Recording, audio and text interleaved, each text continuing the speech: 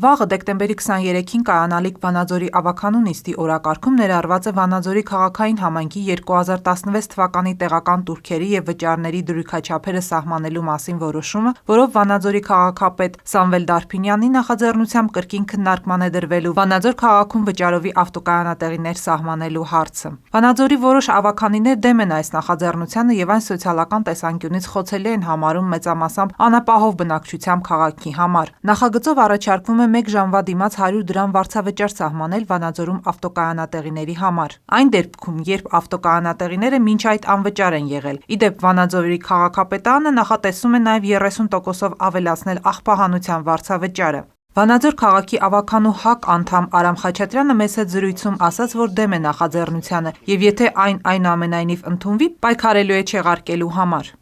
Ես դեմ եմ կարմիր գծերի գաղափարին, որովհետև այսօր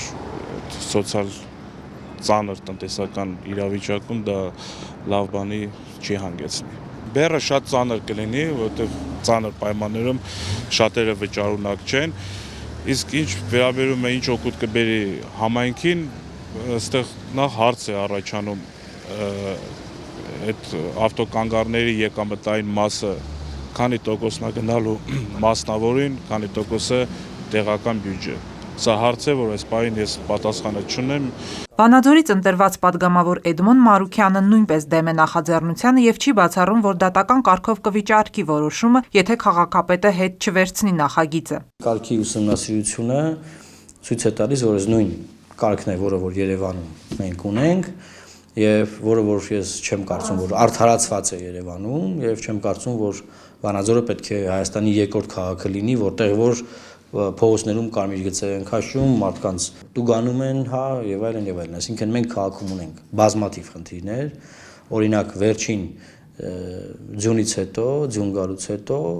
քաղաքը չի մաքրվել եւ մոտավորապես 70 մարդ դիմել է հիվանդանոց տարբեր տեսակի վնասվածքներով։ Տեղական ինքնակառավարման մարմինը իր գործը նման ոլորտներում անելու մեծ խնդիր ունի։ Վանաձորի քաղաքապետ Սամվել Դարփինյանը մեծ հետ հեռախոսազրույցում հերքեց, թե նախաձեռնությունը կապ ունի կարմիր գծեր ներդնելու հետ։ Եղած ավտոկայանատեղիների համար պետք է տուրք սահմանվի, ոչ թե կարմիր գծեր դրվի եւ այլն եւ այլն։ Ինչ եղածի մասին է խոսքը, ոչ թե նորերն է պատրաստվում լինի, բայց դա ավականու որոշելու հարցն է, քաղաքապետի որոշելու խնդիրը այդտեղ չկա։ Մենք պարզապես օրենքի կետը ներկայացնում ենք ավականին ինքն է որոշում։ Տուրք նշանակեն թե ոչ։ Իսկ ի՞նչն է պատճառը, որ մինչ այժմ չի եղել այդ տուրքը, հիմա նոր որոշել եք ներդնել։ Որովհետև օրենքը նոր է, անցած տարի դուրս եկավ օրենքը, մենք դրեցինք ավականին, ասեց ոչ, հիմա էլ ավականին